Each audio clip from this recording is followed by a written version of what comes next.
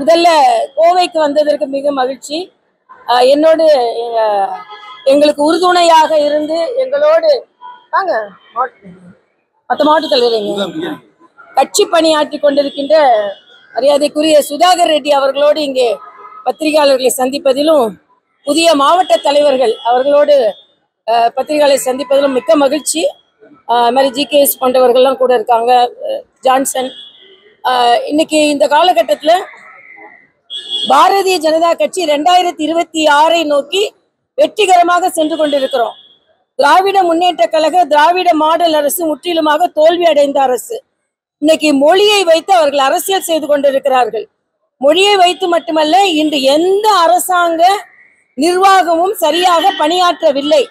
பாலியல் பிரச்சனைகள், அதனால் வரும் குற்றச்சாட்டுகள். இன்னைக்கு பாத்தீங்கன்னா அரசு ஊழியர்கள், அரசு மருத்துவர்கள், ஆசிரியர்கள் எல்லோருமே வேலை நிறுத்தத்தில் ஈடுபட்டு கொண்டிருக்கிறார்கள். ஆனா மரியாதைக்குரிய முதலமைச்சர் அவர்கள் மருத்துவமும் பள்ளி கல்வியும் எனது 2 கண்கள்னு சொல்றாரு. ஆனா அவரு மருத்துவமனையில போய் தடுப்பூசி போடல, தனியார் மருத்துவமனையில தான் போய் தடுப்பூசி போட்டார். மந்திரியோட பிள்ளைங்க, பேர பிள்ளைங்க எல்லாரும் பிள்ளைங்கன்னு சொல்றதா பேர பிள்ளைங்கன்னு சொல்றா. ஏன்னா அப்பான்னு சொல்றாரா, தாத்தான்னு சொல்றாங்களா, தாத்தா அப்பாவா வராங்களா, அப்பா தாத்தாவா வராங்களா, ஒன்றும் புரிய மாட்டேங்குது. அதனால பிள்ளைகள் இல்லை என்றால் பேர பிள்ளைகள். அமைச்சர்கள் அவங்கெல்லாம் எங்க படிக்கிறாங்கன்னு எல்லாருக்குமே தெரியும். ஆக அப்பட்டமான இரட்டை வேடம் போட்டு கொண்டிருக்கிறது திராவிட மாடல் அரசு. இதை நாங்கள் வெளிப்படுத்துவோம், மக்கள்கிட்ட வெளிப்படுத்துவோம். ஏன்னா மக்களே இன்று உணர்ந்திருக்கிறார்கள், இவர்களுக்கெல்லாம் மும்மொழி நமக்கு இருமொழியான்னு. நாங்க இன்னொரு மொழியை திணிக்கவே இல்லை. இன்னொன்று, ஏதோ இன்னொரு மொழியை கற்றுக்கொள்ளுங்கள் என்று சொல்லும் பொழுது பாரதிய ஜனதா கட்சியை சார்ந்தவர்கள் ஏதோ தமிழ் மொழிக்கு எதிரானவர்கள் போன்ற ஒரு தோற்றத்தை கொண்டு வருகிறார்கள். இல்ல, மரியாதைக்குரிய பாரத பிரதமர் முதற்கொண்டு எல்லோருமே தமிழ் மொழியைத்தான் நாங்கள் போற்றுகிறோம் என்பதை நான் இங்கே தெளிவாக சொல்கிறேன். யாராவது கேட்கணும் கேட்கலாம்.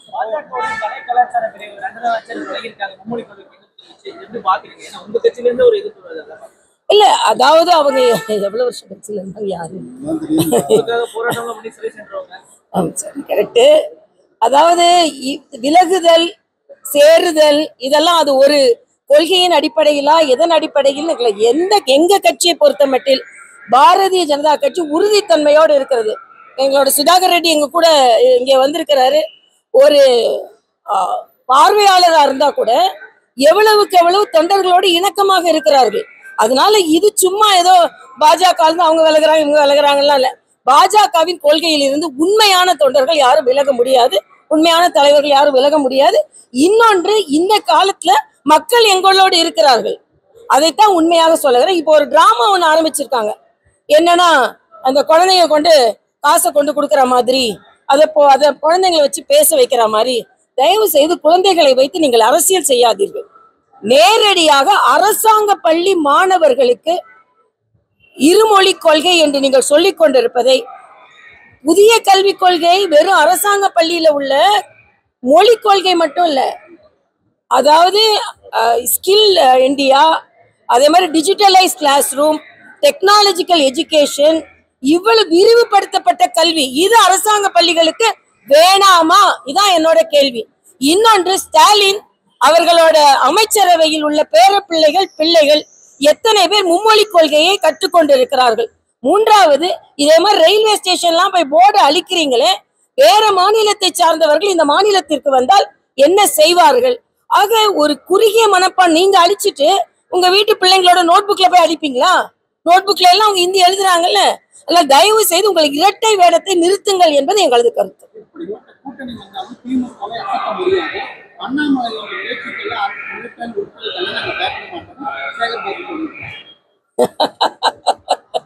அப்புறம் எதுக்கு ட்ரெண்ட் பண்ணீங்க? அதுக்கப்புறம் ட்விட்டர் போடுறீங்க. சேகர் பாபான்னு பயப்படுறாருன்றதை தெரிஞ்சுக்கிட்டே பயப்படுறாரு. ஒரு செங்கலை கூட உருவ முடியாதுன்னு சொன்னாங்க. செங்கலை உருவதில்லை, நாங்க செங்கோலே சட்டமன்றத்துல நிறுவோம்னு சொல்லியிருக்கோம். அதனால நாங்களும் அவங்களான்னு பாத்துக்கலாம். பயப்படலன்னு பயந்து கொண்டு இருக்கிறார்கள் என்பதுதான் எங்களது கருத்து. நடைமுறை சிக்கல்கள் நிறைய இருக்கு அப்படின்னு சொல்றாங்க. ஏன்னா அதுக்கான போதுமான ஆசிரியர்கள் இல்ல அப்படிங்கறதெல்லாம் நடைமுறை சிக்கல்கள் இருக்குன்றாங்க. அது எப்படி பாக்குறீங்க? ஏன்னா ஒருத்தர் ஹிந்தி படிக்கணும்னு விரும்புவாரு, இன்னொருத்தர் தெலுங்கு படிக்கணும்னு சொல்லுவாரு, இன்னொருத்தர் மலையாளம் படிக்கணும்னு சொல்லுவாரு. எல்லாத்துக்கும் தனித்தனியா ஆசிரியர்கள் வைக்க முடியுமா அப்படின்னு ஒரு கேள்வி. இல்ல அது அதாவது நிர்வாக ரீதியாக வைக்க வேண்டும் என்றால் வைக்கத்தான் செய்வாங்க. அதை பத்தி உங்களுக்கு என்ன கவலை? ஒரு மாணவி படிக்கணும்னு நினைச்சா கூட அதுக்கு ஆசிரியர்களை நியமித்துட்டு போறாங்க. இன்னைக்கு நீங்க நான் கேட்கிறேன், ஸ்டாலின் வந்து பகுதி நேர ஆசிரியர்களை நிரந்தரமாக்க ஆக்குனாங்களா? மருத்துவர்களை ஆக்குனாங்களா? ஆக உங்ககிட்ட 1000 ஓட்டை இருக்கு. இன்னைக்கு புதிய கல்விக் கொள்கை என்றால் பழைய கல்விக் கொள்கை என்னென்ன குறைபாடுகள் இருந்ததோ அதை சரி செய்வதற்கு அதை சரி செய்வோம். மூத்த தலைவர் எச்ராஜா என்ன சொல்லியிருக்காரு? நோட்ல இருக்கிற இந்திய அறிஞர் மத்திய மாநில அரசு சண்டை என்னென்ன திட்டங்கள் வரும்? இல்ல அதுதான் நீங்க ஸ்டாலின் போய் இதை கேட்கணும். நீங்க பாத்தீங்கன்னா நான் தெலுங்கானா, அண்ணனும் தெலுங்கானால இருந்து வராங்க, நானும் தெலுங்கானா தான். கேசிஆர் இதை மாதிரிதான். பிரைம் மினிஸ்டர் வந்தா கூப்பிட மாட்டாரு.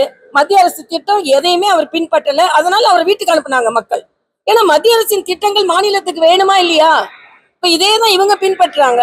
அதனால ஸ்டாலின் முதல்ல மத்திய அரசிடம் இருந்து வருகின்ற நல்ல திட்டங்களை, விஸ்வகர்மா திட்டம் ஏன் வேணான்றீங்க? நீட் ஏன் வேணான்றீங்க? மக்கள் மருந்தகம்னு மரியாதைக்குரிய பாரத பிரதமர் கொடுத்தது இன்னைக்கு முதல்வர் மருந்தகம்னு மாத்தி வச்சிருக்கீங்க. மருந்து கொடுக்கறது நல்லதுதான். ஆனா வீடு வீடா மருந்து கொடுக்கறோம், நீங்க இன்னைக்கு கடைக்கடையா மருந்து கொடுக்கறோன்றீங்க. ஆக என்ன நடந்து கொண்டு இருக்கிறது தமிழகத்துல என்பதான். காப்பி அடிக்கிறத தவிர வேற ஒண்ணும் நடக்கல.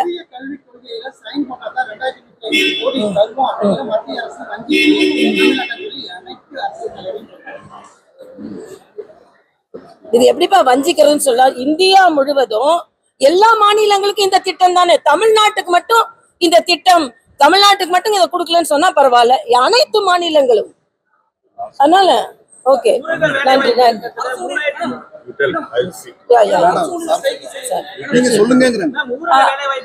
ஒரு நிமிஷம்.